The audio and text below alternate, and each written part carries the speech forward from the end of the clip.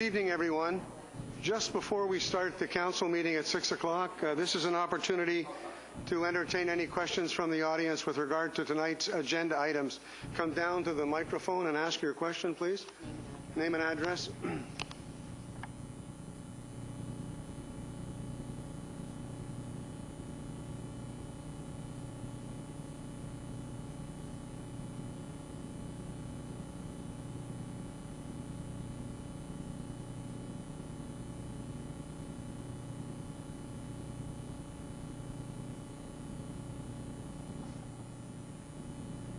My name is John Bishop. I live at 232 Bagshaw Street. And after our informal discussion the other day, I have a question. And as you probably know, I'm working with more than 200 residents in the area. My question is, what is being done relative to 222 Courtfield? What is being done to ensure this facility for a small group of people, 50, will not encourage more drug and liquor-related people issues to come to Parksville, and then possibly turning this proximal area, around the area, into a copy of Vancouver's downtown east side? That's my question. That's a very good question, and you'll get the answer this evening because our presenters are the people from the Homelessness Task Force. Thank you. Just to clarify, I realize security within the building is fine. It's the people who can walk out and then create problems. Anybody else?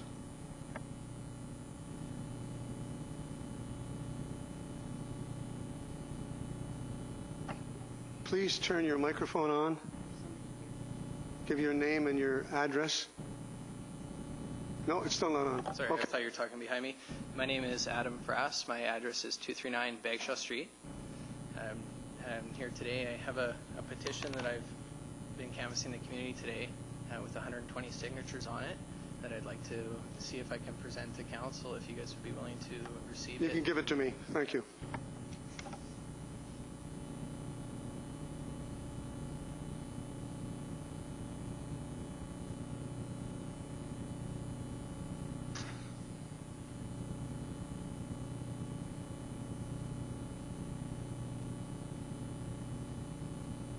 I'm Moira Lavillier, 229 Bagshaw.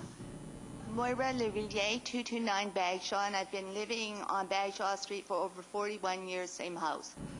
So I have something that I'd like to say. It's not really a question, but we've been around speaking with residents about this, and most are not very happy. So on behalf of many residents and businesses in the immediate vicinity of the homeless housing development at 222 Courtfield Street, we'd like to voice our concerns. This 50-unit structure housing 50-plus homeless persons in need of 24-hour monitoring is going to be located too close to the downtown businesses and homes. There is anxiety for security in the area, as there has always been a problem with homeless people camping and soliciting on the Thrifty Foods and Courtfield Plaza properties. The owners of Park Island properties are very concerned. Also, many of the residents and businesses were not aware of the decision to erect these homeless units on Courtfield Street. As taxpayers, we're paying to enhance the area, only to have such a project built directly on the very street we're trying to upgrade. Courtfield has direct access to the beautiful beach of Parksville. Families have settled here because of the beauty and quality of life in Parksville. Parksville relies on tourism. Tourists and residents are now at risk as the safety of the area will change. The aesthetics of the street will also change. The downtown businesses could potentially suffer as people will decide to shop elsewhere. The lovely multi-purpose trail will also be impacted. Where will the homeless drug addicts hang out during the day? While we do not disagree, there is need for shelter for the homeless. We do disagree with the choice of location. The positioning of such a project should have been made public, and residents and businesses in the neighborhood should have been given a chance to voice their concerns. The shelter should not be built in the downtown core or near to businesses and residences. Inviting drug addicts to live in our neighborhood is not a good option. Please do not forget, only a few short years ago, a kindly and vulnerable senior citizen was raped and murdered in her own home on this very street. by a neighbor that was high on drugs. We are concerned this project will cause irreversible damage to our beautiful city, and the attraction and safety of Parksville will be gone forever. Thank you. Thank you. You know there's an open house tomorrow from 3 to 7 at the conference center. We're getting close to 6 o'clock, so I'm going to entertain 2 more speakers. Hi, my name is Christy Lutzen. I live at 260 Corfield Street, 2 doors up from where the proposed shelter is supposed to be going in. I found out about this about almost probably 8 months ago, and I have numerous times tried to find out information about what is going on with nobody giving me anything. So I'd really like to know why, up to this point, has the community not had any involvement or any say in what's happening? That's my question. There's been no community consultation, other than one time somebody coming to my door and telling me that there was going to be an open house. That was about 8 months ago. And the open house is happening after it's already been announced. Thank you. There was a major meeting about 8 months ago at the Parksville Community and Conference Center. There was quite a few people that attended. I was there. I'll speak to that. That meeting was announced in the Thursday paper I think your guys' meeting was held at 12 o'clock in the afternoon, and the meeting was announced in that Thursday paper the same day. So by the time that we got home from work, that's when we found out about it. Thank you. One more.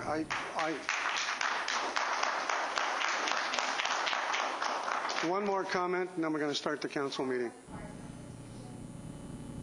Okay. Is this different from the other petition that I got? It's the same one? Oh, okay. Thank you. Okay, good evening and welcome, ladies and gentlemen, to the March 19th regular meeting of Council.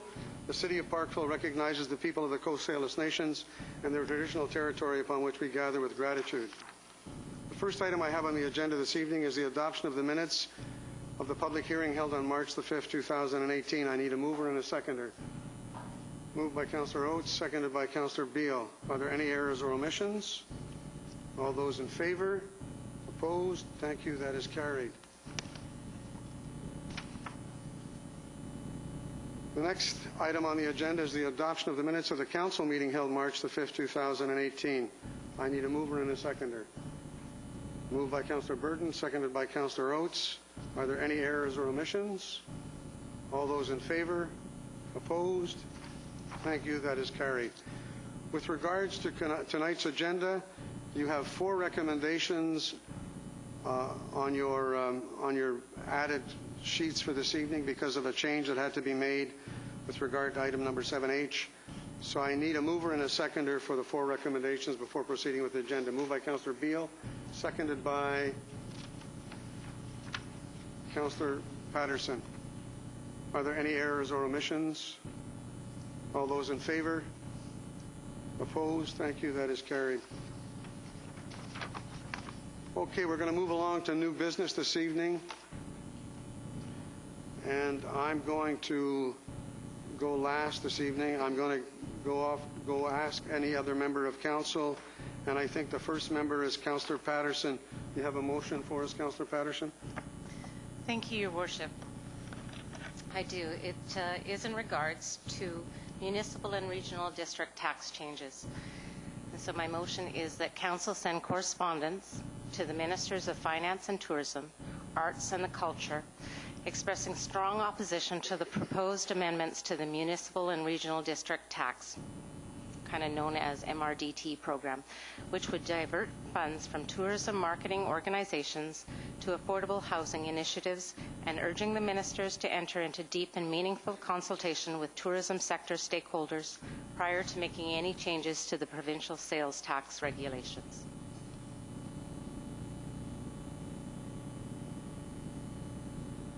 Sir Patterson. Thank you. So just a little bit of explanation on that too. With the 2018 budget announcements, the province has indicated its intent to change the way the municipal and regional regional district tax is distributed. So currently the money raised through the MRDT is used to invest in tourism and to provide dedicated funding to community organizations in support of local tourism sales and marketing initiatives.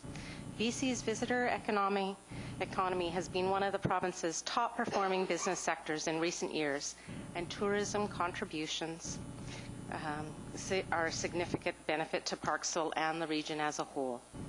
So there is concern that diverting this revenue away from the destination marketing organizations will negatively impact tourism revenues and result in negative ripple effects for local businesses and tourist sector employees.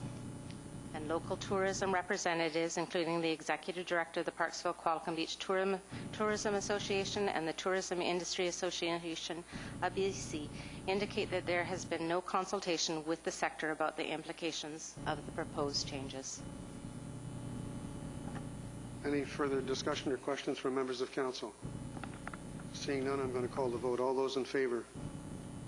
Thank you. Councillor Oates, any new business? Councillor Powell, any new business? I do. I would like to propose a motion for the zoning amendment. No, that's after the presentation. That's not, is that under new business? No. After the It presentation. says new business.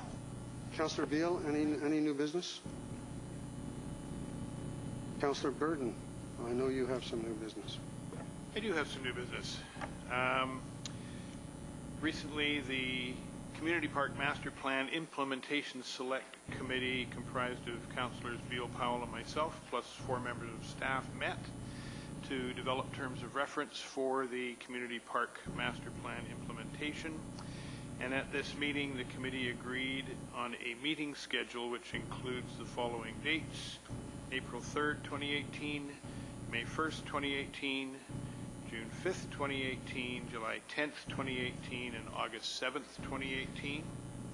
It is anticipated the committee will present a report to Council at the September 5th, 2018 regular open meeting containing the recommendations for the implementation strategy.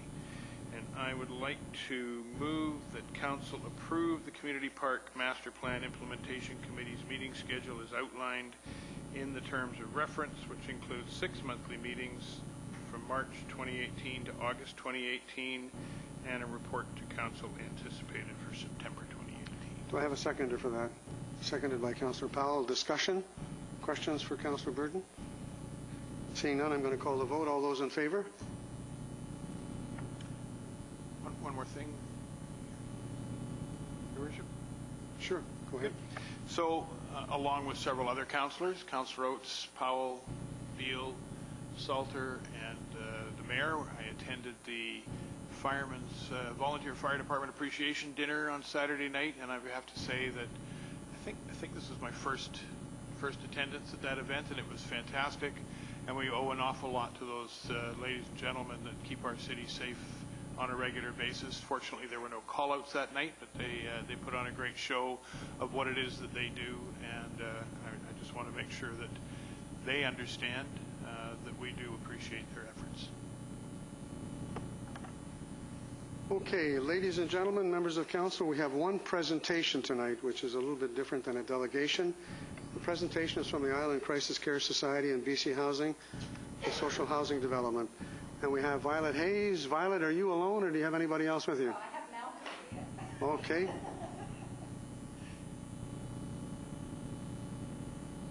So there's a lot of people that want to hear what you have to say. Big crowd, so tell us all about it and take your time. So if I need to... Oh, okay, still on.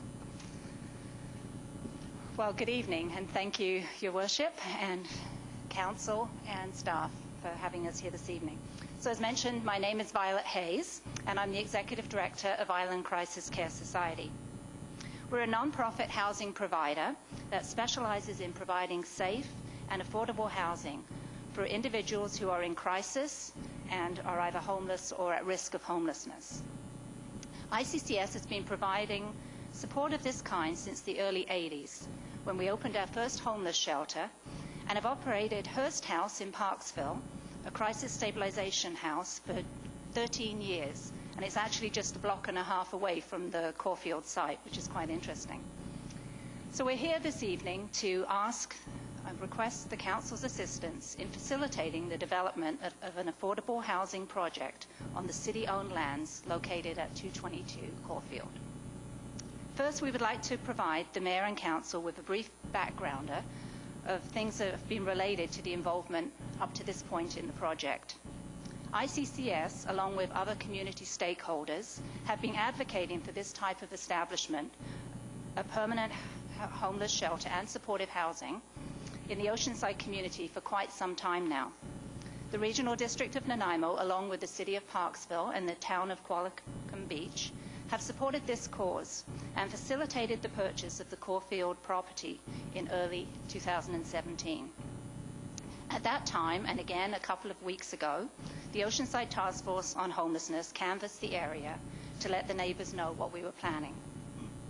We've been working with BC Housing to coordinate due diligence works on the site, including the provision of a geotechnical investigation and environmental site assessment phase 1. These investigations have come back positive and confirmed that the site is siteable for the residential development. Notwithstanding the BC Housing's provision of the project development funding to conduct the due diligence work, BC Housing recently issued a request for proposals to selected housing operators for the provision of services relating to the operation of a homeless shelter and supportive housing projects throughout the province. They also issued a separate request for proposals to the modular construction industry to solicit proposals for design-build modular projects under the Rapid Response to Homelessness Funding program. And we are pleased to confirm that Island Crisis Care Society and Mutual Projects Limited from Courtenay have both been selected by BC Housing under these RFPs. I feel that that's a wonderful thing for this community. The City of Parksville senior staff have been consulted throughout the above-noted RFP processes and have discussed the land tenure arrangements for the city's Caulfield site with BC Housing. We understand that it is intended that the Caulfield site will be leased by BC Housing under a long-term leasehold arrangement, and BC Housing will provide the financing necessary to facilitate the construction of a 52-unit affordable housing project, including an operating subsidy for the entire project, including the provision of 3 shelter units and associated amenity and support services. BC Housing has recently confirmed a conditional approval of funding for this project. We understand that the current zoning for the city's Caulfield site allows for residential uses. However, we understand that a zoning text amendment will be required to permit the shelter use and the parking required for this project. So we are here this evening to respectfully request the Council's consideration of the proposed project and ask that they provide direction to City staff to initiate the requisite zoning amendment process that will eventually allow the project to proceed.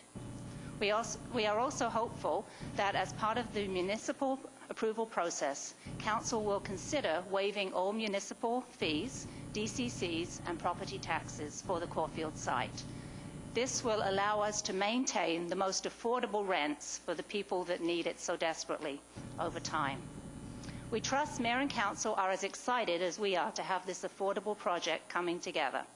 For funding and actually for the operating to come, it's wonderful. We commend all levels of government for their leadership and for listening to the needs in the community, those that are so vulnerable. And we truly believe that this project will be a valuable community resource. So thank you for listening to me and for your consideration. And as mentioned, Malcolm is here from BC Housing, and so we're both available for questions from you. Thank you. Members of Council, questions for the presentation? Any questions? Councillor. Thank you. I wonder how you might respond to those that say building such a facility is going to attract to our city people that are undesirable to our city. How do you address those concerns, and how do you see the relationship between the type of facility that's being proposed and its correlation to attracting people that are less desirable to our community? Well, I think that, there are people everywhere that cause challenges, and I think that really working in the field as we are, I mean, we're seeing people homeless. Like, I can tell you about a 78-year-old woman that came to our doors in Nanaimo. It's the same thing here. We're seeing so many seniors, and it's not just people that are addicted or people that have mental health challenges. There are lots of people that are homeless. And so an important piece to remember is that this is a facility for all. It's not going to be everyone that's high needs. It's going to be a variety of people, and we want to be able to provide support for everyone. So that's how I would explain it. I mean, we're not going to try and put everybody that has high needs in one building. That's not what it's about. It's providing for the community. Do you have anything to say? Councillor Patterson. I think Malcolm has something. I could just say one thing. Malcolm McNaughton, Development Director for BC Housing for Vancouver Island. One of the reasons that we're looking outside of the Greater Victoria areas for these types of facilities is that they are lacking in other parts of the island and therefore need to be put in other parts of the island to stem the flow of people leaving their communities, leaving their support systems, leaving their families, leaving their friends to try and find the help that they need in other areas, whether it be Victoria or Nanaimo or what have you. And so I think it's important that we have these facilities throughout the island and throughout the region. Councillor Patterson.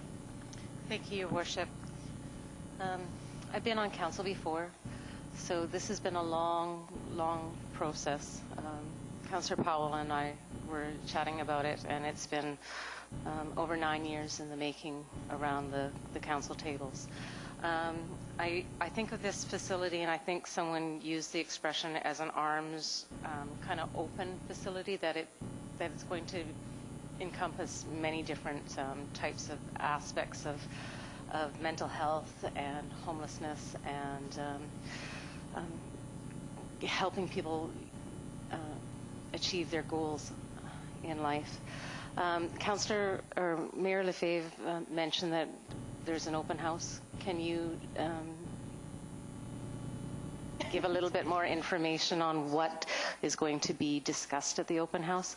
We have a lot of people in the audience and everything tonight, and our community that want to know more. And that's exactly what the open house is for tomorrow. So it's between 3 and 7, so that lots of people can come by, and it is a drop-in, so there'll be different areas where people can go around and learn different aspects of the project. There'll be city staff as well as ICCS members as well as BC Housing folks there to answer questions. Councillor Powell, Councillor Beale, and Councillor Burden.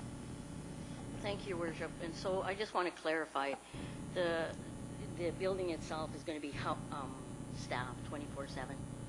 And it's my understanding there's going to be alcohol and addiction services, mental health services, career pathing, income assistance, just to get people up. It's not something that's going to be long-term. Is that correct? Or is there allowances for that? The housing is long-term. Okay. Yes. The supports that are there, I mean, will be ongoing supports, we hope. We already work as a team with as many of you know, the Homelessness Outreach Support Team that the Oceanside Task Force on Homelessness has started. And we're already working as a team with all the different players, CMHA and ourselves, the SOS, Forward House, like many of the different groups. And so we continue that. Part of the plan is to have an office in the building that will have those people, Island Health as well. Yes, and I know that the Homelessness Task Force has been successful housing people who have been homeless because the services have been provided and they're still in the homes. Yes. And so I think this is set up in a similar fashion. You know, I was asked questions about, well, there's going to be needles all over the place. We already have needles all over the place. You know, we've got 140 needles in Mark Park. You know, we're cleaning it up. We have people camped out all over in our community that are homeless. We've had hazmat teams come and clean up the mess because we can't go in there because of the drug use. We've got garbage strewn all over. There's going to be people, there's going to be 50 people that we can house. There's obviously going to be people who don't want to be there. And I think it's important to correct, it's not just addicts that are going in there. Like, everybody brings up addicts, and it's a misnomer. These are people who have fallen on hard times. I actually stop when I see somebody panhandling. Saw a woman on the Alberni Highway panhandling, and she was homeless. Like, she was in her 60s, and she didn't want to talk to me because she was embarrassed. She'd been couch surfing for months. You know, it's not just like, I think we've got a mindset. It's all addicts, and it's all drug users, and it's all alcoholics, and it's people who don't want to work. It's people who don't want a job, and I think that's incorrect. And I fully support this. Like, I am so happy. I worked on this for 9 years, and Mayor Ed Main is in the audience, and he's the one that started it. And so, you know, I have to thank him. I don't know if he still supports it, but he certainly did 9 years ago. Thank you. Councillor Beale. Thank you. Councillor Powell actually raised many of the points that I was wanting to make. I just wonder if you could add just a little bit about. No, actually, I won't add anything right now. Okay. Sorry. Councillor Powell said it all. Councillor Burton. Yeah, Councillor Powell did say it all, and thank you. I do have one question. In your experience, I don't know exactly what our homeless numbers are right now, but can you tell me what percentage of people who are homeless will take advantage of this opportunity? Oh, that's a tough question. I would think most people would want to have a home. I mean, there's very few that would choose to be homeless. We run the women's shelter in Nanaimo, and it's heartbreaking to be turning so many people away constantly because there's no room. Last year we had 101 unique individuals that accessed the shelter. So there's a lot of homeless, and we're just about to start the new homeless count. But as far as how many, I would say the majority, but yeah, that's just a guess. Thank you. Back to you, Councillor Beale. Thank you. I was just mesmerized by Councillor Powell earlier, and I couldn't remember what I wanted to ask about. I guess just, again, that notion of housing first, you know, from what I've certainly learned a lot over the last few years being involved with this and being a member of the task force as well. But that idea that it's very hard for people who are not in a stable situation to really set goals and make positive changes in their life. They've fallen on hard times. And so housing first will allow people to get some stability in their lives and then hopefully move forward. So I'm certainly very hopeful that and confident that this will be a move in the right direction. As Councillor Powell did mention, we have these people, people who are experiencing homelessness, and yes, we do have some issues out around the community, and I don't think we want that to continue the way it is at all. So we've got to do something. Thank you. Councillor Oates. The clientele that you're hoping to serve, or you think you're going to be serving, are they mostly a homegrown clientele, or are we building this for people from Chemainus and Ladysmith, or is the need homegrown, or these local Oceanside people that you believe you're going to be servicing, or is this to take the load off some other centers or anything, or is, you know, are we getting the bang for our buck in our own backyard, or are we taking care of somebody else's problem?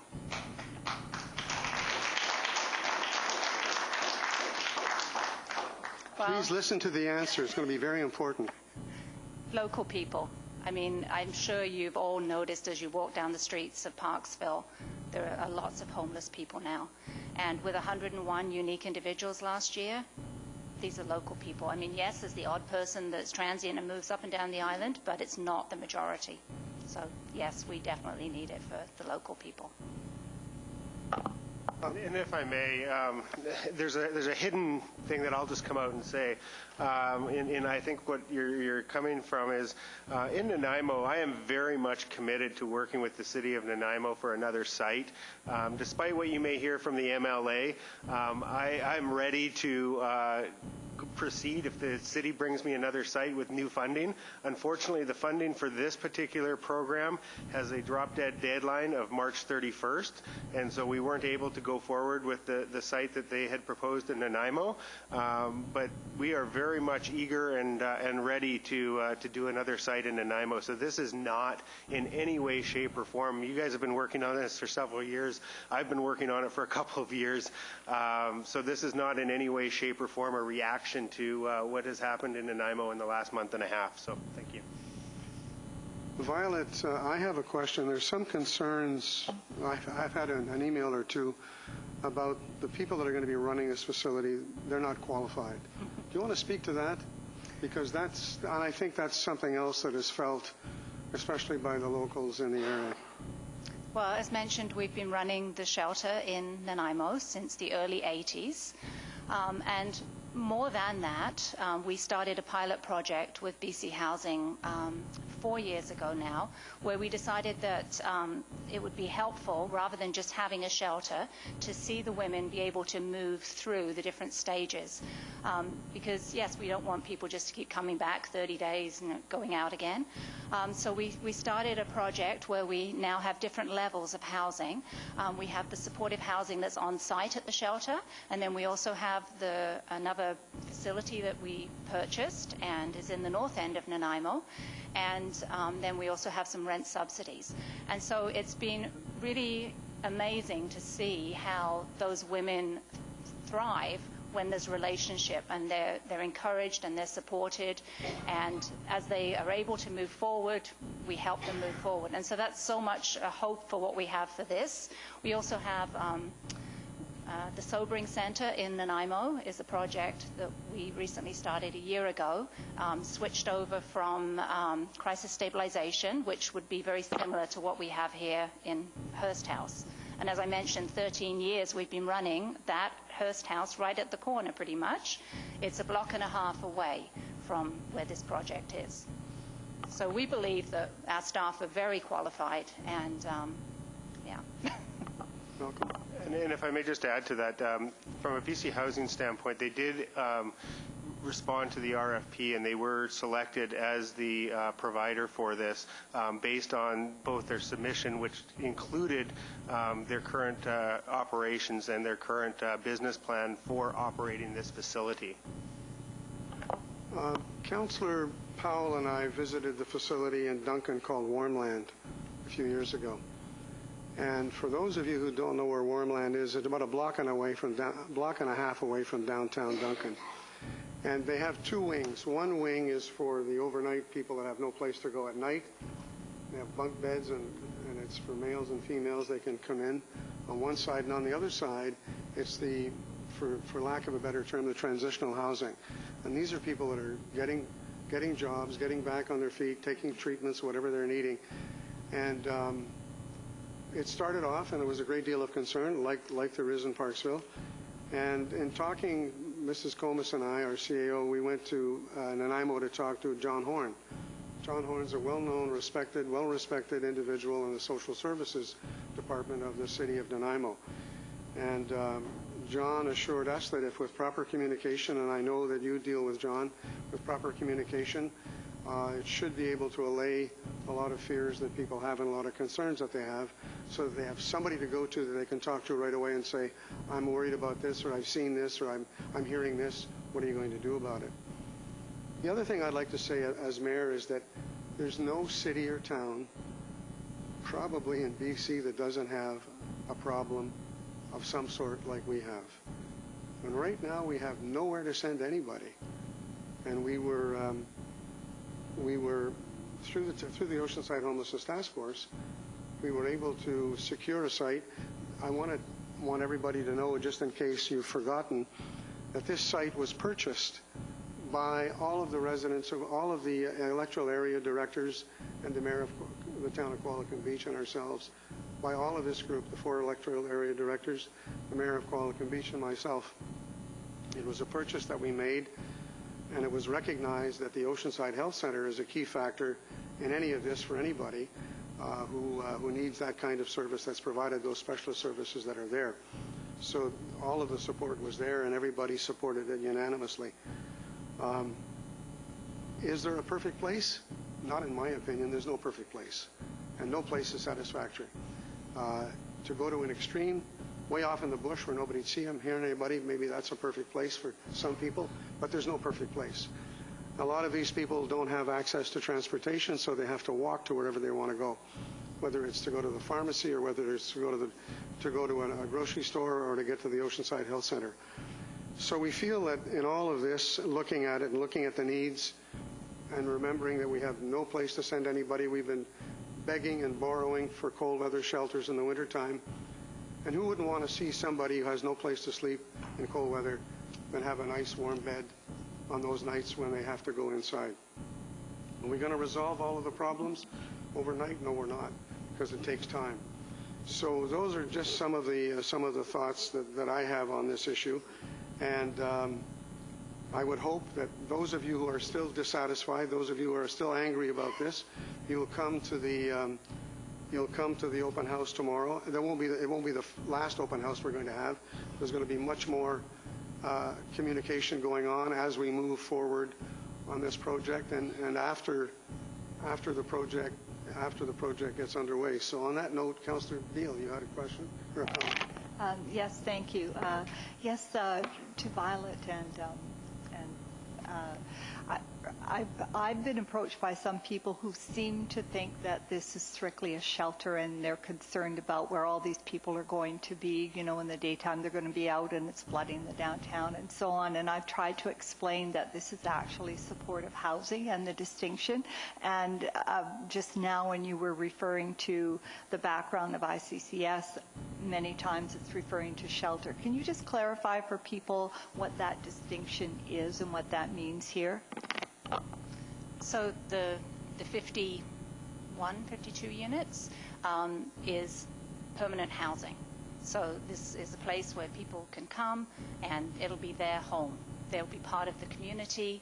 And like I mentioned, the number of seniors that are now experiencing homelessness, it's very, very sad. And so, I mean, not to say, but it will be a mixture of permanent housing. And people can build relationships with the staff, and then they want to improve their lives. And if they have challenges, then they're more likely to move forward. So I hope that answers it. The units are independent living units. They have kitchens in them. They're full-service units. So although there will be some meal facilities and meals available on site as people need them, people that can live more independently, it's their own house, just like anyone here would have. You pay rent. You have a key to your door. It's your home. Councillor Oates. So as I understand it, it will be used to replace the cold weather shelter that we currently have. That's going to be one of the components of it. How often do you foresee it being used as a shelter per se? Those beds or whatever. How often do you see those being used as a shelter as opposed to the supportive housing? I get the supportive housing is long-term. I think people are concerned more about the daily turnover and how often it's going to be used for that. I think there's a lot of difference in a cold weather shelter and a refueling station in the summertime. Heidi Hartman, who's our Director of Operations, will be at the open house tomorrow night, and she can speak to the operation. But my understanding of it is that it's still going to be strictly funded as a cold weather shelter. So, you know, the number of days that we're currently operating, it's based on the weather outside. So I would expect that to continue. I wanted to say a few words, too, about the concerns that are the legitimate concerns about people from away. We are in constant contact with the local police, and one of the things that they do is when somebody new comes to town, there's always a friendly contact that's made by the police to find out who they are and where they're from.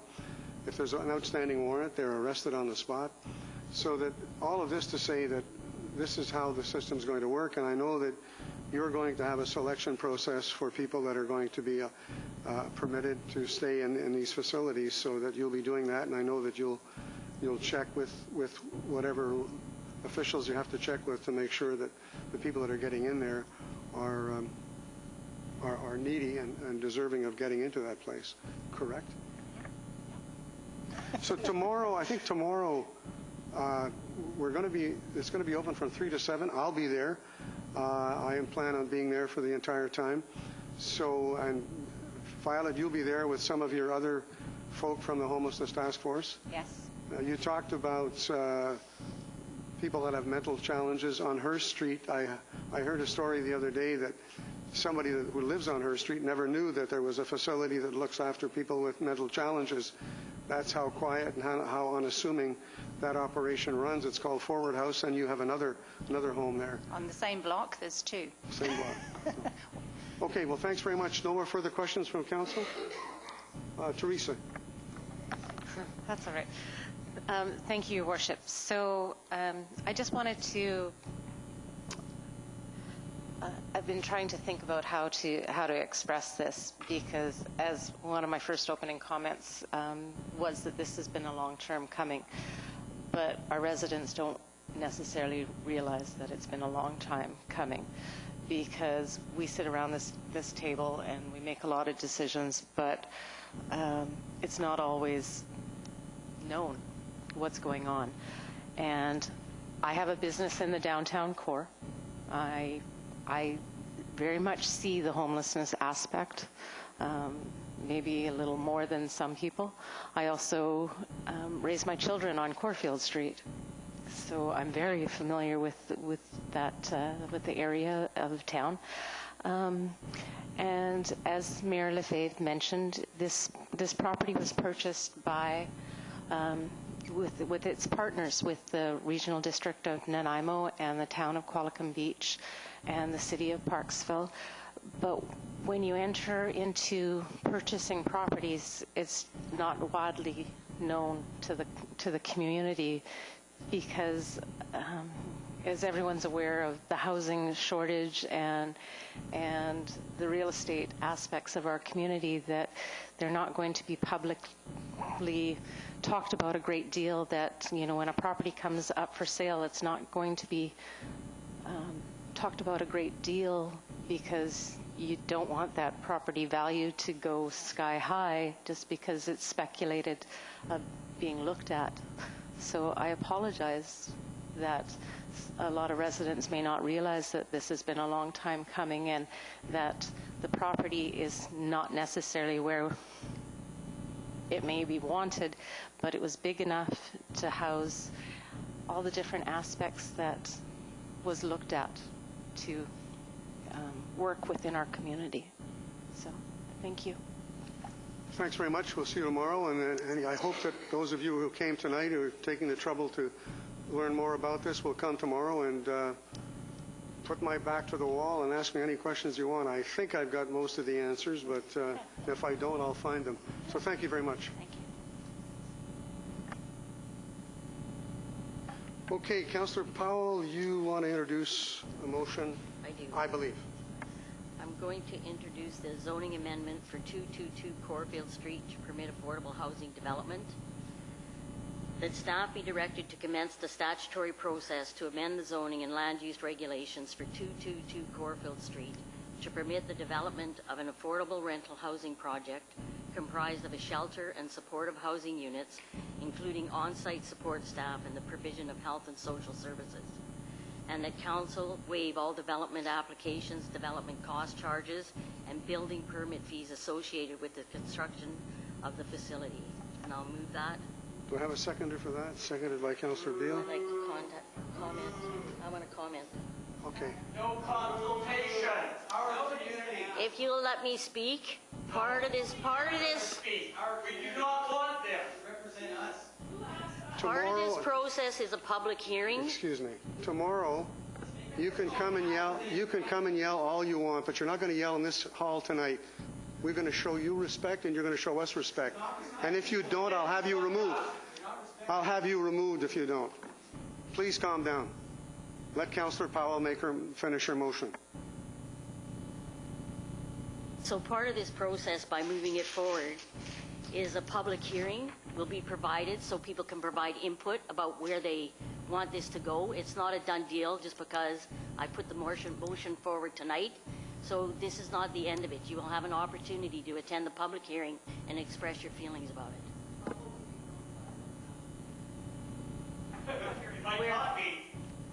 Excuse me, we're going to move CAO. on. We're not going to deal with, we'll deal with this. We've got a lot of time to deal with it. Any comments, any questions for Councillor Powell on her motion? There was a second. I have a seconder. Councillor Burton? Okay. Okay, no further questions. I'm going to call the vote. All those in favor? Thank you. That's unanimous.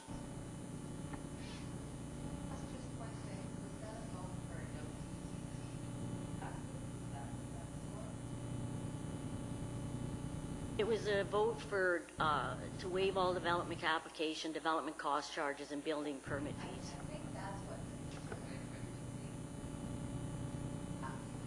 Any affordable housing that we've done in the past, Huswick Place, we have waived these fees because they provide affordable housing for people in need. So this is a common practice. This is what we do in the city of Parksville. Okay, we're moving on, Council. We have 3 delegations this evening. The first delegation is the Parksville Downtown Business Association, the 2017 annual report, and the 2018 budget.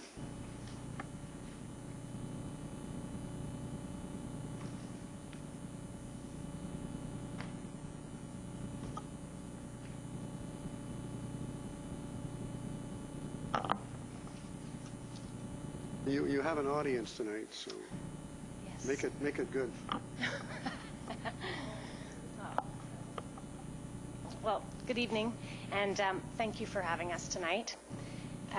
So tonight we are here for our annual visit to present our 2017 financial statements, the annual report, and the 2018 budget as required by our bylaw. We will be happy to answer any questions regarding those financial statements, budget, or report that you might have. I would just like to take a couple of minutes, though, and touch on some highlights from last year, as well as maybe a few things that we plan for 2018. The wayfinding system. This is a project that we have partnered with you, the city, on, and it's the first multi-year project that we have. We're currently working on our first phase now, so it's pretty exciting. This was also our 3rd year of the Downtown Youth Ambassadors Program. We also plan to continue this one for 2018. 2017 was the 3rd year of our Bright Friday Light Up and the 4th year for our North Bullapalooza Christmas promotion. The addition of the colored lights to the Sequoia were beautiful, and thank you to the city for adding these lights to enhance the tree. We also added additional lights to the trees on Alberni, and the feedback regarding all of the colored lights and the lights on Alberni has been very positive around the lights and the event itself. Our website, well, it took a redesign over this last year. It's very user-friendly, provides detailed information about our businesses within the BIA and on our local directory. As well, it provides information on any programs and initiatives that we are running. We are also looking to, for 2018, potentially look at a little bit more social media and looking at what that will be. So for 2018, we're also planning to continue with all the projects and initiatives we have currently going. We will meet again as a board to review our strategic plan this spring, and I look forward to another great year. So thank you again for letting us come tonight. And I'd just like to jump in here. I'm Pam Bottomley, for those in the gallery who don't know me, and those watching, the hundreds watching at home tonight. I just want to thank the City of Parksville for a super relationship. I think this is working better and better. There's some key staff, Debbie Comas and Vaughn Figuera primarily, who have made this partnership a stunning success, I think, from my perspective. I work this job by myself, and I couldn't do what I get done without such a great partner in the City of Parksville. So thank you very much. So does anybody have any questions about what we're up to or what we're planning to do? I'd be happy to answer anything on the operations side. Melissa Beatty can... You just asked my question, so go ahead, Council. So. Anybody from Council have a question? Oh, okay. Well, Councillor Powell's on a roll tonight, so she's got another motion apparently. So Councillor Powell, go ahead. Thank you, Your Worship. I would like to move that the Parksville Downtown Business Association 2017 annual report and financial statements be received, and that the Parksville Downtown Business Association 2018 budget be approved, and that staff be authorized to advance 25% of the levy funding to the Parksville Downtown Business Association as per bylaw number 1502.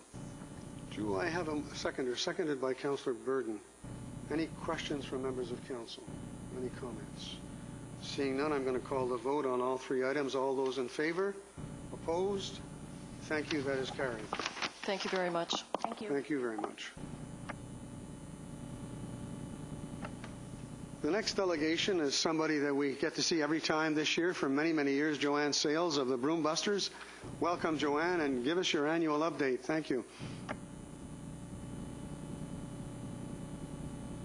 Turn the microphone on and... Okay, this is the 11th year that I've greeted you all before broom busting season, and it's always a pleasure, so thank you. This will be an easy conversation. So, see if I can get our... Okay, so I don't think there's too much news that I can give you about Broom. I think you know about it. We have a different emphasis this year. We're focusing a lot on the fire hazard that's presented by Broom. So first I'm just going to go through some of the photos that you might be familiar with. This is exit 51. This was taken a number of years ago, and fortunately some of this area now is clear of Broom. This section is clear of Broom, except a little bit here. This section here is almost totally clear of Broom. So we're making some progress.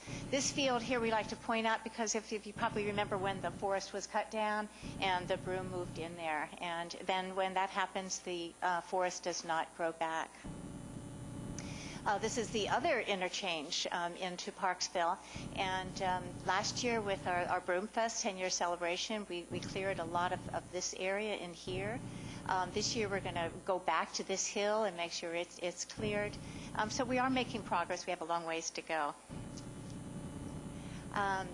This, of course, is our main concern is the utility lines that have Broom covering it, because there's long strips of yellow that go across our island, and it is a fire hazard. I'm going to skip this line right now and just go page by page. So here, again, is the utility corridor that's got Broom in it, and you can see how the Broom goes into the young forests, and it infiltrates, and it makes it hard for the forest to grow back. And that's a serious concern for the forest industry and also for just our love of these beautiful islands. Vacant lots with absentee owners are a very serious concern. This one was in Nanaimo, but you know what it's like at the industrial end. We have a lot of Broom-covered vacant lots that are going to be developed at some point, but I don't. We're trying to resist just like, well, we'll just let it go until we develop it. Causes allergies in it, and again, it's a fire hazard, and it just brings down the good feeling of the city. Broom strangles native species. So this is a field of camas here that Broombusters tried to save. And Broom goes so quickly. This is on Northwest Bay Road, and that's the Parksville estuary there on the right. So you can see how huge it is. It's like a tree. Fortunately, the big Broom dies easily. So this is how quickly it spreads, and this is also is a good example of how we try to deal with the spread of Broom. So you have a single plant, and then you have a few, and then you have what's going on with the BC Hydro power lines, where it's just solid Broom on Island Highway. So what we try to do is first go after the single plants, the ones that are here and there, to stop it from spreading. So the false myths that you can't stop Broom, you can. You see that there's a lot less Broom in Parksville and Oceanside than there used to be. And the other is that Broom is naturalized as if it is done spreading. It is not done spreading. And so we have to go after it continually until we get it under control. So focus is fire hazard, and this is a photo of controlled burn in Powell River. It was actually the fire chief that started the Broombuster chapter in Powell River, because they've had so many experiences of having fires out of control because of Scotch broom. His quote exactly is, Scotch broom is a volatile flash fuel, particularly with mature plants. The presence of Scotch broom will increase a wildfire's fire load and escalate the fire's intensity, compromising fire situations, making them more difficult to fight. So the broom on the left, this was in Qualicum Beach, and you can see that broom, that's broom in the summertime. That was just the summer. That was not dead broom. That was just what broom looks like in the summertime, highly, highly flammable. Okay, so Parksville's gorse situation. Making little bits of progress, but you cannot get rid of gorse without herbicides, and that, of course, is the problem. In the meantime, what we try to do is cut the flowers, stop it from spreading. Warren Payne is a wonderful parks foreman and helping very much with that. And, of course, we hope that it can get under control, at least get the flowers from spreading to other locations in Parksville and elsewhere. So we've come a long ways. The train station looks a lot different than it did. Of course, now we're having development there, but that's a train station there. And then we had our Broomfest last year. And sometimes we have large groups. That was the 2012. And here's what we did last year. Okay, so on Island Highway, the resort, let's see, this one is the resort end of Island Highway. This was the end of Martindale Road. This was across from Wembley Mall. This was work on the Parksville estuaries.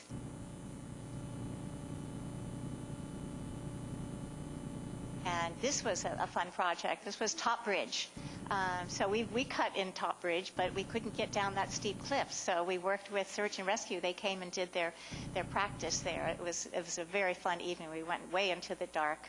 I'm looking forward to seeing how much of the broom is gone from that cliff this year when it starts to bloom again. We very much appreciate what they did. So anyway, the Broombusters, it started in Oceanside. We're now spreading all the way up and down from Sayward down to the District of Highlands. And it seems like West Vancouver is now being approached by some residents there. So maybe it'll be spreading even more onto the mainland. So ideas for city participation, well, Parksville's already doing all of these, except for the drop zones, because Parksville is one of the first cities to pass a bylaw about invasive plants, and now Campbell River and Qualicum Beach are doing that this year. Again, our goal is to cut broom in bloom, to contain it. We go after the places where it's not spread too bad first, so that we can stop the spread, and the cooperation between municipalities, newspapers, media, residents, everybody that can work together. Two greatest threats to biodiversity are development and invasive plants. This isn't a cosmetic issue. And we are the only ones who can protect the islands. So we need more volunteers. We're always looking for ideas to get more volunteers.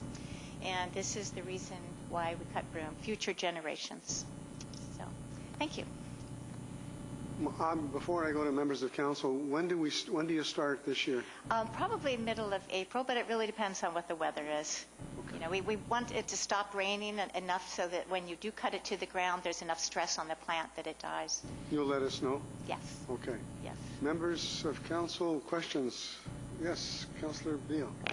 Thank you, and thank you very much for the presentation. You mentioned our wonderful parks foreman, Warren Payne. Yes. And so are you working with or in communication with Warren or with others at the city to determine a particular spot or locations for this year? We do usually check with him, you know, and if he seems to be the one we're ended up communicating with. We're happy to communicate with anyone, but yeah, and he mentioned that, is it Irks, the new property, Irks, whatever it is, and he's looking forward to being able to have opened that up so that we can get in there and get the broom out of there. So he kind of keeps us informed of what's going on. Councillor Burton. I think the name you're looking for is the Parksville Wetlands. Looking for what? The Parksville Wetlands, the new park that we purchased recently? Yeah, yeah. Councillor Patterson. Thank you, Your Worship, and thank you so much for your annual presentation.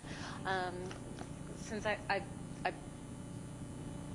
seen it a few times, you don't usually have any ask for the council. It's very much actually we did for a couple of the last 2 years. We actually did with when we had a festival. We had prizes and refreshments and so on. We're not necessarily going to do that this year, so we just figured we'd let the money go to somebody else this year. We're doing okay with the gaming board, you know, as long as we have the municipality's support of removing the broom and helping with the promotion, putting up signs and everything, we're happy. I want to say how much I appreciate that. Thank you. Okay. Any further questions? Thank you very, very much, and thank you very much for the work that you do. Well, thank you. Very, very important. Thank you.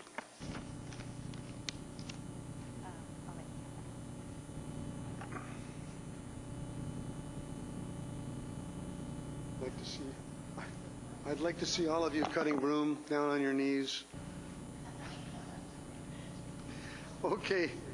The next delegation is the Oceanside Community Arts Council request for support. And who do we have tonight? We have, please introduce yourselves. Good evening. My name is Jennifer Bate, and I'm the Executive Director at the McMillan Arts Center. Okay. And you are, sir? I'm Stuart Clark, and I'm a member of the board of the Oceanside Community Arts Council. Welcome. Thank you. Let me start, and then I'm going to turn it over very quickly to Jennifer, who knows all things about everything. Thank you very much for inviting the Oceanside Community Arts Council here tonight to present to you, and a special thank you to this and previous councils for the continued support of the OCAC and its flagship operation, the McMillan Arts Center, the MAC, over the years. We would also like to especially recognize Mary Beale for her dedicated support and advice at our monthly board meetings. She always attends, and we always listen. For over 40 years, the OCAC, its boards, volunteers, and staff have developed, sponsored, and delivered arts and culture programs, exhibitions, concerts, and events in Parksville. We are dedicated to enriching the community's vibrant art scene and complementing the many recreational opportunities the area offers to its residents and visitors. I'm going to touch briefly on one of our programs, Aging Artfully, just to bring you up to speed on it, and then I'm going to ask Jennifer to speak in a bit more detail about two new exciting endeavors that we're planning to offer this year: a summer jazz workshop and concerts, and a very special exhibition by Parksville's Robert Held. So Aging Artfully, as some of you know, it was initiated in 2016, and it's expanded significantly over the last year and a half to include arts classes at 5 retirement residences and health centers in the Oceanside region. There are 2 more waiting to join in, and we, in the last fall, expanded the program for seniors who remain at home to participate at the MAC in arts classes delivered by volunteer artists who give instruction. The ages range from 75 to over 100. We have a waiting list currently of about 200 seniors trying to get into the MAC program, so the program's expanding at a rapid pace. And many of the participants have significant disabilities, many of them age-related, but including blindness. And classes go beyond making and enjoying art to serving as life-inspiring therapy and wellness development. We're very appreciative of our partners, the Society for Organized Services, who provides volunteer transportation for many of our participants, to Michaels and to Opus, who give us a significant discount in the purchase of art supplies, and especially to our volunteer artists who receive a small recompense for their time and then donate it back to the program for the purchase of further arts and supplies. We're not here to ask for any support from you at this particular time, other than your encouragement. We're focusing on a grant application to BC Gaming, which we hope will cover off our expanding operation. And so, as I said, I'm going to ask Jennifer, though, to speak very directly to you about two upcoming endeavors that we're undertaking. And I believe you all have a package and can follow along. Jennifer? Thank you. I've been at the MAC as the executive director for 2 years now, and in those 2 years, it's been a wonderful experience getting to know the local artists community here in Parksville, as well as Oceanside area. My background started in this area in 1987 when I joined up with Echo Players. I was the president and the artistic director there, and I'm also one of the co-founders of Bar to Broadway Theatre. More recently, I was living overseas. My husband and family and I lived in Hong Kong for 7 years, where I ran an arts center at the Canadian International School of Hong Kong. We moved back here 2 years ago, and there's an ad for the MAC, so that's my story. I wanted to touch base on 2 exciting projects that we're involved with at the moment. I think both of them are going to be a feather in the cap for the MAC on a lot of levels, but I actually also think they're going to be a tremendous addition to what's going on in the cultural scene here in Oceanside area. The first is an exhibit. Robert Held has joined in partnership with me to produce a light and glass exhibit for the months during the summer. Robert has named his exhibit Monet Revisited. He is going to recreate Monet's garden in one of our galleries, including, of course, his famous pond and water lilies with glass. It's going to be a singular exhibit. We're very, very excited. We are here today to talk a little bit about support as a sponsorship. I've actually included a draft budget for the exhibit and asked that Council consider helping us as a sponsor for this exhibit. The dates of the exhibit will be July the 16th until September the 1st, right in great tourist season. We are hoping to be able to create a lot of excitement as well as promotion and marketing activities, not only on the ferries, but we've also decided to put some of our marketing money into the Boulevard magazine, and of course Island Arts magazine will also be doing a piece for Robert. We are hoping to be able to create a flag along the McMillan corridor, right up from the beach, right up to the MAC. We're hoping to be able to put some signage down at the beach. It's all in the package there, if you have any questions. Our ask for this particular exhibit is $5,000 as a sponsor, and if you have any questions or have any comments, please direct them to me. Secondly, not an exhibit. This enters the music side of the creative scene happening in the summer. The MAC has also partnered with Phil Dwyer, our local Juno Award-winning jazz musician.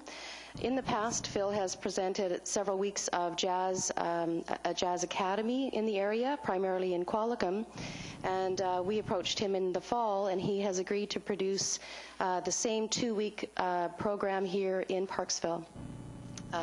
If you have a look at the graphic that we've included, the faculty coming for this jazz program is spectacular. Many of them are Juno Award-winning recipients in the jazz field, as well as not only Phil Dwyer, but several have received the Order of Canada in the last couple of years.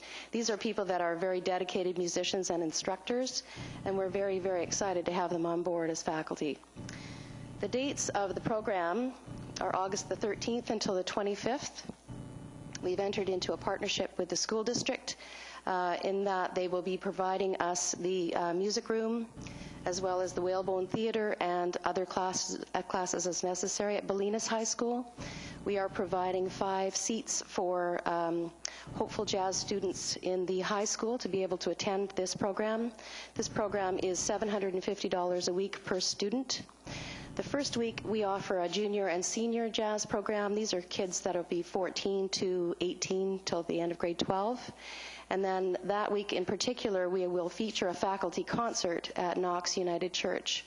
And that's likely going to be a highlight of the summer, seeing these incredible jazz musicians here.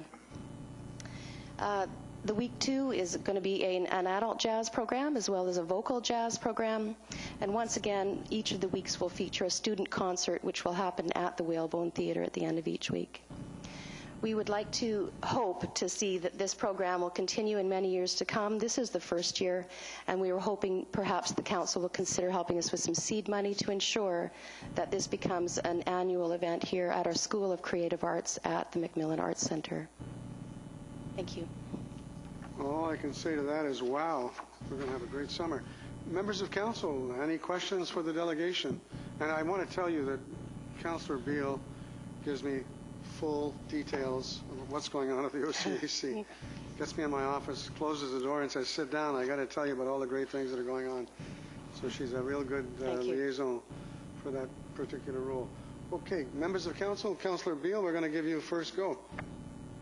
Thank you very much. And I happen to know that that they have some other wonderful programs and ideas as well, but I've just focused on a couple of them here tonight. I would like to make a motion. I would like to move that the Oceanside Community Arts Council and the MAX request for financial support, and I won't go into the specifics of which program, and some I know you're requesting a sponsorship and other seed money, but I would like to have those requests be referred to the 2018 budget deliberations. Seconded by Councillor Oates. Discussion or further comments? Do you have any further comments? No, that's right. I didn't hear that. Okay. I'm going to call the vote. All those in favor? Thank you. That is carried. Thanks very much. Thank you.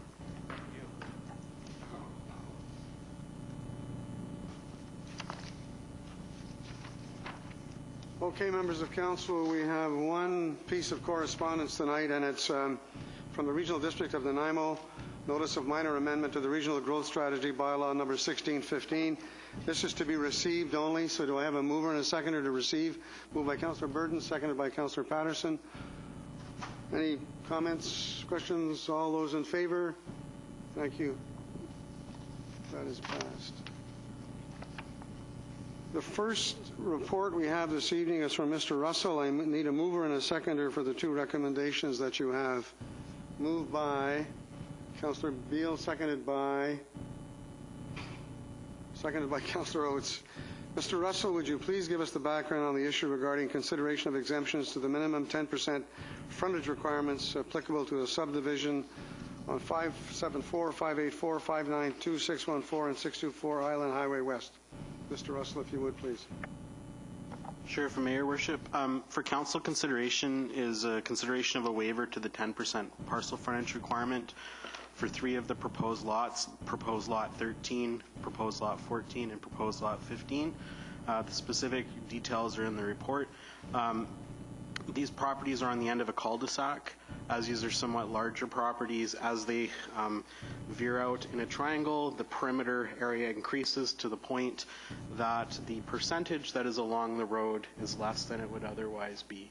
So for that reason, there's a waiver request for council consideration. Thank you. Any questions for Mr. Russell?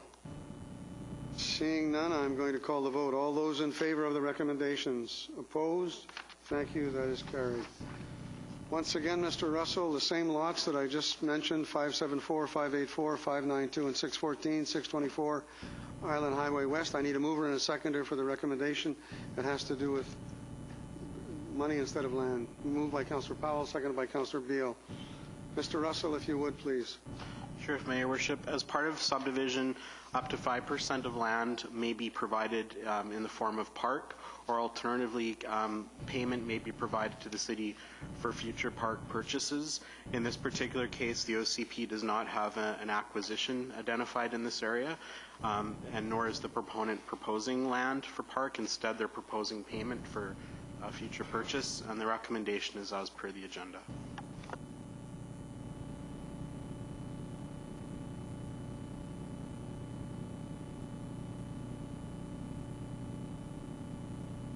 Who had their hand up? Okay, quick. So thank you, Mr. Mayor. So this ends up being a piece of property. It equates to 1,098 square meters, or 1,099 for the sake of argument, pretty close to it. So that's like about 400 square meters bigger than the average lot, 300 square meters bigger than the average lot. I think the small lot size is 500 and some odd square meters. Anyway, the point is that that's two small lot size, two small lots for $61,000. Can we go anywhere else in the city and buy two small lots for $61,000?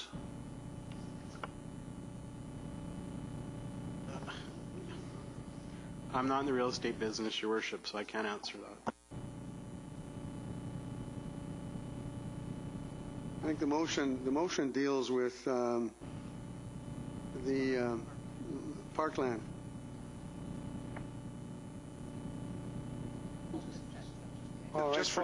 Just for clarity, I wasn't presuming. Anyway, the point is that the developer can either give us land or can give us money, and 5% of the land equates to that amount of property. That amount of property today is valued at $61,000. What would it be valued at in 10 years' time? Show me the piece of property anywhere in Parksville there's that many square meters. And I get it that this is the way we do it, but we should realize that if you can't go anywhere else and buy a piece of property in this city that's almost 1,100 square meters for $61,000. Mr. Russell, do you want to comment on that? No? If I may, Your Worship, I mean, there's really two sources of information. One is BC assessment. That's where we get our assessed value from. That's how the taxes that we collect are all based upon. Those are considered valid numbers. The only other option, if council isn't satisfied with the number, is quite honestly to get an independent appraisal done of those values and to review it further and then take it back to the applicant. I will tell you, in my experience, the appraisal values we get are often based on BC assessment values and some recent sales. And I would say the quality is not specifically that much different than what we get from the assessment rolls in bringing these numbers together. These are also values without improvements on the property, which makes a substantial difference. Councillor Burton, you had a question? Well, following Councillor Oates' logic, there's 22 lots here. Minimum price you're going to pay for a lot in Parksville is probably $125,000. If you do the math, 5% of that 22 times 125,000 is 137,500. So I agree with Councillor Oates in a different calculation, and I find it hard to understand how even an appraisal of bare land, once the subdivision has gone through, is going to come back. I'm guessing that the assessed value is on the existing lots. Is that correct? If Your Mayor, Worship, the value is based on all of the existing properties, what 5% of their land area would be, and what 5% of their value would be based on the most recent assessment. Councillor Burton. But the value is calculated before subdivision, right? If I may, Your Worship, yes, that is correct. And I think that's where the discrepancy is. Obviously, the value of the land goes up with the subdivision. I think we should get more. Anything further from Councillor Oates? No? Okay. Seeing no further questions, I'm going to call the vote. All those in favor? Opposed? Thank you. That is carried. Okay.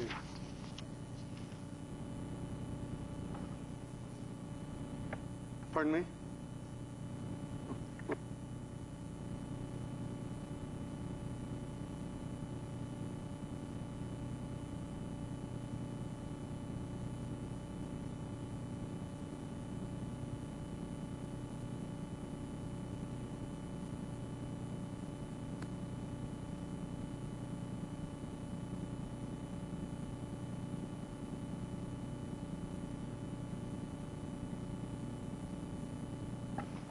If Your Mayor, Worship, for council consideration this evening are two related permits for consideration of issuance. The required notification has now occurred for the development variance permit. In this regard, 3 pieces of written correspondence were received. Those have been distributed to council, as well as 1 anonymous comment received at the planning counter. And the variants itself are detailed in the report. And that's it for me. Anyone in the audience wish to speak to this particular item? Would you please come to the microphone and give us your name and your address? Thank you. One at a time, please, unless you're both at the same address.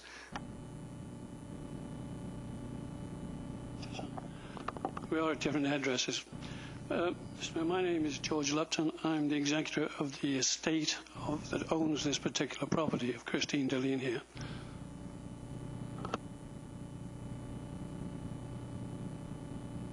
Microphone on, please.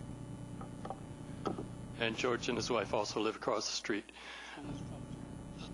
My name is Karsten Jensen. I live at 1148 Boat Place in Qualicum Beach. I'm a registered architect with an office in Qualicum Beach. I'm the designer of the project, or of the house that you see before you. My wife Donna and I are also the prospective purchaser of the property and the prospective builders of the house that you see before you. And this will be our permanent residence if you approve this project tonight. You live in Qualicum Beach at the present time? Yeah. We'd love you to move to Parksville. I'm sorry, I didn't say that. Okay. Any further comments? Sorry, what was that? Yeah, it's you. I think that unless there's... Oh, okay. Well, then I have some comments. Okay. We have 4 responses, and I think also George's verbal response tonight to the circulation, which he might verify later. We got 2 objectors and we got 2 supporters. The 2 supporters were neighbors, the Strattons and the O'Briens, and I believe also I can add to that the Luptons. The 2 objectors were an anonymous individual who came to the counter and an identified neighbor who is the neighbor on the west of the subject property. I should mention in passing that that neighbor on the west, after Donna and I made our accepted offer, she approached Mr. Lupton and made her own offer and asked him to set aside our offer. So that may have something to do with her objections. Now, the objections that were mentioned both by the person who came to the counter and by the neighbor, I'd just like to make a few comments about those, or responses to those. First of all, there was an objection that the design is not consistent with the form and character of the neighborhood, specifically because it doesn't have pitched roofs, and part of it has a flat roof, but also unspoken, possibly because it's modern design, and most of the other houses in the neighborhood are of vernacular design. I should mention that right across the street there is an existing house of modern design with a totally flat roof. I should also mention that our design has part of the roof covered with a pitched roof to respect the pitched roofs of our neighbors, and part of our design has a flat roof in order to be within the height setback or the height limitations. A second objection was that the siting is inconsistent with respect to the front and rear setbacks with the adjacent properties. Anybody who looks at, my response to that is that anybody who looks at the map of the neighborhood will find that what we are proposing is entirely consistent with the neighboring properties, both in terms of setbacks, front and back, and also in terms of orientation of the house towards the water. There was an objection that the height was too great. My response to that is the height is consistent with the bylaw. It is less than what the bylaw allows by 100 millimeters. There was an objection that the coverage exceeds the bylaw limits, and my response to that is that our software confirms that we are within the bylaw limits, and that is what we stated on the application. That was confirmed by the surveyor, Mr. Flinta. The only thing I can think of is that possibly the lady who objected didn't realize that this property has a slightly eccentric geometry and might have gotten her sums wrong. And I should also mention with respect to coverage that the application was reviewed by staff, by city staff, and no objections were raised, on the coverage issue. So, in summary, if council decides to support the staff recommendation to approve this application, Donna and I will be building a house which will be very much, we believe, to the credit of the neighborhood, which will be of high quality. And I also want to re-emphasize that this is not a speculation. Donna and I will be moving from Qualicum to Parksville, and this will be our primary residence. We probably want that in writing, but don't. We'd be happy to provide that, Mr. Mayor. Thank you.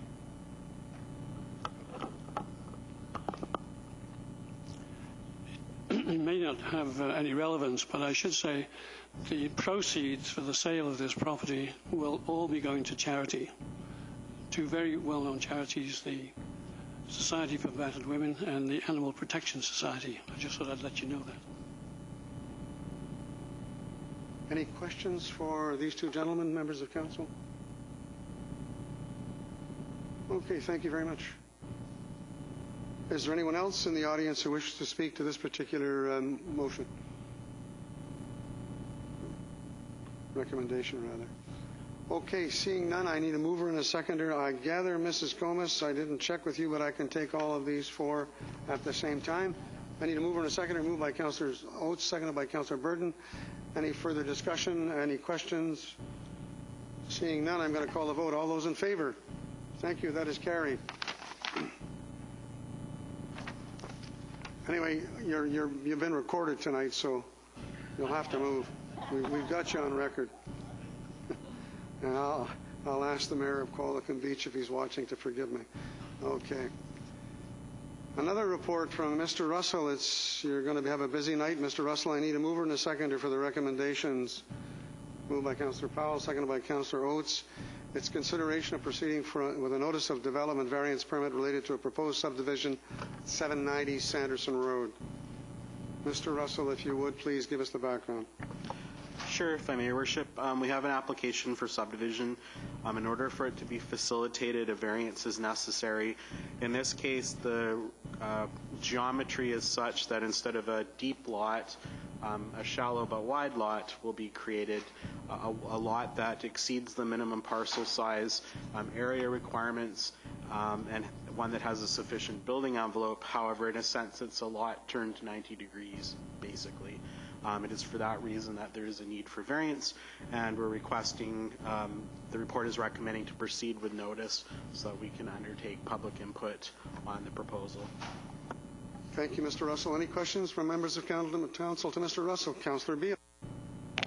Thank you, Your Worship. And yes, a question for Mr. Russell. Just to be clear on this, setbacks are nonetheless respected. Setback requirements, particularly from the rear lot, are still respected in this request. If I may, Your Worship, through to Councillor Beale. Yes, the setbacks are being maintained. There's no relaxation to the setback. Any further questions for Mr. Russell? Seeing none, I'm going to call the vote. All those in favor of the recommendations? Thank you. Carried.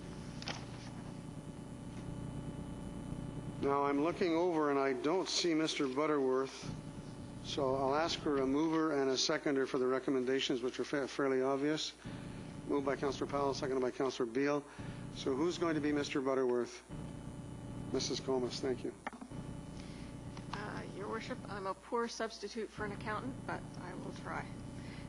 Basically, Your Worship, the purpose of this report is to request Council's approval to add Canaccord Genuity to our investment portfolio so that we may utilize their services in addition to Raymond James and others that Mr. Butterworth uses in order to wisely invest the city's funds. Okay, I've read the report myself. It's fairly straightforward. Any questions for Mrs. Comas? Seeing none, I'm going to call the vote. All those in favor? Opposed? Thank you. That is carried. The next report, I need a mover and a seconder for the recommendation. Moved by Councillor Beale, seconded by Councillor Powell. Mrs. Weeks, we need the background on a follow-up request for a discharge of restrictive covenant from 1458 Industrial Way. And I have a note here that I'll read you before. If council wishes to direct staff to complete the statutory process and discharge the covenant, or should council wish to deny the application, we'll get to that after Mrs. Weeks' presentation. Yep, this is a follow-up report regarding an application to discharge a restricted covenant at 1458 Industrial Way. Public hearing was held March 5th, and staff is now seeking further council direction to either complete the statutory process or discharge the covenant. Okay, I have a mover and a seconder. Do I have any comments or questions or suggestions on this particular motion? Councillor Burden. You know you do. I read this several times, and I guess my understanding of putting a covenant on a piece of property is because we want to make sure that if there is further activity on that property, the covenant gets respected. My understanding that the covenant was placed in order to complete works as a result of either a rezone or a change of allowable use, and it's my opinion that the covenant should remain until those actions are completed. Members of council, any further comments following up on Councillor Burden, Councillor Oates, and then Councillor Beale? So at some point, a previous council decided it was a good idea to put this covenant on, and I'm not sure what, other than benefiting the particular business owner or property owner, and I'm certainly not opposed to that. I mean, one of the things I ran on was removing barriers. But I also think it's important that we protect the city, and I'm wondering, I need to have a little bit more education on this. The protection that was provided by the covenant versus any liability that we may have by removing the covenant. What was the benefit at the time of applying the covenant, and what would be the benefit today of removing that? Why would the decision of this council be different than the decision of a previous council? Mr. Russell, do you want to answer that? If I may, Your Worship, I will do my best. Typically, when someone changes the land use that's permitted on a property and gets the benefit of the zoning, the city, as part of that negotiation, negotiates them to complete the off-site works and services. In this case, the covenant specifically restricts the scope of uses that were permitted at that time until such works and services are complete. From a liability perspective, inclusion or removal, I do not believe affects the city from a liability perspective, but it does provide an additional benefit to someone who may be unsuspecting that there are these off-site works that weren't completed as part of that change in land use that happened many years ago. Councillor Beale. Thank you, Worship. When this first came forward to council, I recall speaking with, perhaps it was Mr. Russell, also perhaps actually it was Mrs. Kiva. Now, my understanding is that if this is removed, that nonetheless, whoever has this property, when they wish to develop it in some way, these improvements, these works and services would need to be done regardless of whether or not there was a covenant in place. Is that correct? If I may, Your Worship, if someone applies for a building permit for a building with construction over $200,000 in value, then along all the frontages of the property to the center line of the road, they would be required to upgrade those to the current municipal standard. Councillor Powell. Thank you, Worship. And so when this covenant, you might not even know this through you to the Director of Planning. So when this was put on, when this covenant was put on, did the proponent benefit from that land as it was an RV park, like to park RVs? Was there a benefit to him? If I may, Worship, through to Councillor Powell, I can't really speak for the property owner, but I can speak for, they did get a change in use that allowed them to have, it appears to have RV sales. They did not get the full breadth of use that was permitted, that's permitted under the zone itself. And because at the time, I guess, they weren't amenable to do the off-site services that the full zone kind of anticipated. Yeah, then I feel like I would deny this as well. Okay, Councillor Oates. Thank you. Follow up to my question there. So the previous council, did I understand correctly that one of the aspects the previous council may have considered and thought to be a benefit was the fact that by placing the covenant on the property, any prospective buyer in the future would be abundantly clear about that being in place. Is that correct? If I may, Your Worship, yes, that would be my understanding. And I also should point out that the covenant doesn't preclude all the uses under the zoning, provided those off-site works have been completed. Any further discussion on... Yeah, so what Councillor benefit could it be for having this covenant removed? I mean, how could there be a benefit? Like, is there a benefit to the property owner by doing this? You know, is there if the purpose of the covenant was just to highlight that there was a covenant and there was works that needed to be done, and the removal of the covenant allows the existing owner to expand their business, then I'm probably in favor of it. But if the existing covenant has nothing to do with the current operation, and I'm just not sure what the advantage of, like, I'm reluctant to fix things and they're not broke, you know, and I'm not sure how this is broke, so I'm having a hard time justifying it, but I'm at the same time, I'm having a hard time saying no just for the sake of saying no. Councillor Burton. I think the covenant was put on the land for a purpose. I don't believe the purpose has been executed, and I don't believe we should be removing the covenant without the purpose of the covenant being executed. I'll speculate, but it's purely speculation. Maybe the okay, well, I know. Forgive me. But maybe the owner wants to sell the land and let somebody else do it. I don't know. Very speculative, yes, on my part. Okay. So, first of all, I have a mover and a seconder to receive the report. All those in favor of receiving. This is just to receive the report. Okay. Opposed? Okay, we've received the report. Now, what's council's wish? To deny or to direct staff to complete the statutory process and discharge the covenant? We need a motion to get going on this.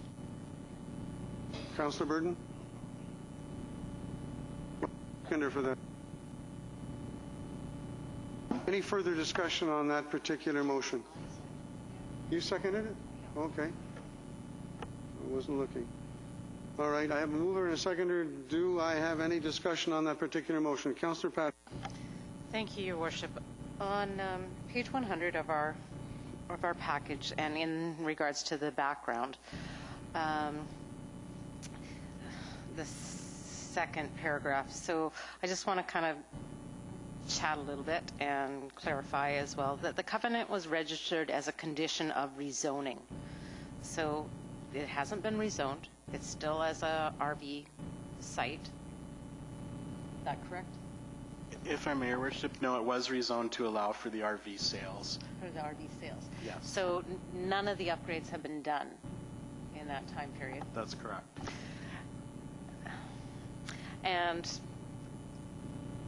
I couldn't be able to justify or to, by any stretch of the imagination, know how much water, sewer, stormwater, utilities, and road frontages being upgraded to city standards would cost on that property. Right? I guess that's a question. And so it's I don't like that word, speculation, and that, but that's what I'm at a quandary and everything of, is that I would support the covenant being removed if those services had been done, but they haven't been. So this is where I'm at this point in time. Well, I will have a motion to remove the word speculation from the vocabulary of the Council of Parksville. Okay, so any further comments on this particular motion, which is to deny the application? Councillor Beale. Just a couple of things. Although I understand it's standard wording to include in works and services all of the possible services that would be in there, but I do understand that some of the works and services would not apply to this property anyway, correct? Such as stormwater, for instance, because in the industrial park that's handled on site and there isn't anything to do there. I guess I'm a little bit torn because I gather that this was a negotiation so that this could be rezoned, and the deal was if it's just for RV sales, it's okay. But as soon as it's something else, then something needs to be done. And yet, at the same time, if this was removed and someone else bought it, or that the original owner wanted to do something else, as long as it involved more than $200,000 worth of improvement, the improvements would have to be made regardless, correct? So I guess it's just a question of how buyer beware, right? That it makes it more clear that this is the case unless it's RV sales, correct? Has the proponent given us any indication as to why? What happens if it's denied and the proponent comes back and says it's only going to be for RV sales? If I'm Mayor Worship, I'm going to go from memory. I believe it was to help facilitate sale and development of the property. The administration department was dealing with it more directly than planning. Councillor Oates. Yeah, I've struggled with this from the beginning. I will be supporting the motion to deny it because I'm not unclear to benefit and to if there is any benefit and to who that benefit would be. I don't see that. I see a lot of negatives or uncertainties for the city by doing it. So unless the proponent hasn't made the case for removing the covenant. Are there any further comments before I call the vote? I'm going to call the vote. This is Councillor Burden's motion to deny. All those in favor? Opposed? That is unanimous. Thank you.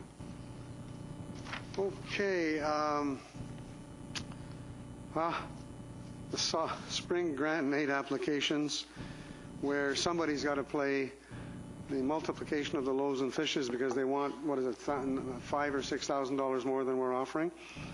So, Mrs. Weeks, first of all, I need a mover and a seconder for the recommendation. Councillor Beale and Councillor Powell. Mrs. Weeks, would you please give us the background on the recommendation? Never mind. You'll find out who it is in due time. So this report is submitted in accordance with the city's grant and aid policy. Council is requested to appoint 2 councillors to serve as a grant and aid select committee to review applications for financial assistance from community groups and organizations, and the recommendation is as per the council agenda.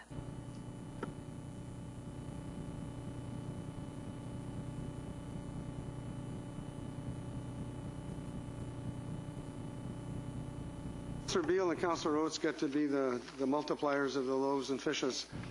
All those in favor of the recommendations? Opposed? Thank you. That's carried.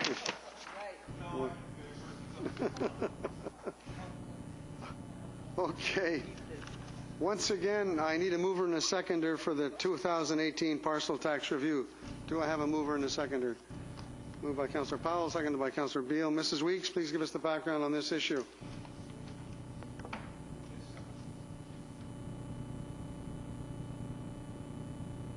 What you have in your package was removed at the beginning of the meeting when we approved the agenda. Mrs. Weeks, please. So the purpose of this report is to set the date and time for the parcel tax review panel in order to authenticate the 2018 parcel tax rolls for water, sewer, and regional parks as required under the community charter. This report also amends the city's regional parks and trails parcel tax bylaw, so it's in accordance with the RDN's Regional Parks and Trails Service Area Bylaw. Recommendation is as per the council agenda. Thank you, Mrs. Weeks. Any questions for Mrs. Weeks? Fairly straightforward. All those in favor? Opposed? Thank you. That is carried. Okay, bylaws. We have 3 readings. Regional Parks and Trails Partial Tax Amendment, Bylaw 2018. I need a mover and a number 1425.3. I need a mover and a seconder. Moved by Councillor Powell, seconded by Councillor Burden. All those in favor? Opposed? Thank you. That is carried. 3rd reading, Zoning and Development Amendment Bylaw 2017, number 200111. I need a mover and a seconder. Moved by Councillor Powell, seconded by Councillor Burden. All those in favor? Opposed? Thank you. That is carried. And once again, 3 readings on Bylaw 2017, number 1540. It's the subdivision servicing bylaw. Sorry. Pardon me? This is a final adoption. Oh, I'm sorry.